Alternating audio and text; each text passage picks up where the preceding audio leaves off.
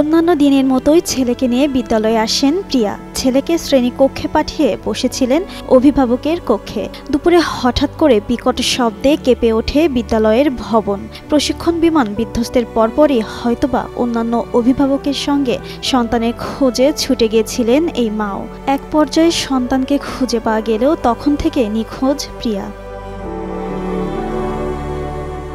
জানা গেছে, রাজধানীর উত্তরায় মাইলস্টোন স্কুল অ্যান্ড কলেজের তৃতীয় শ্রেণীর শিক্ষার্থী আফসান ওহি। তাকে স্কুলে আনা নেওয়া করতেন মা আফসানা প্রিয়া। গাজীপুরের কালিয়াকৈর উপজেলার মেদিয়াশুলাই গ্রামের ওহাব মিয়ার স্ত্রী তিনি।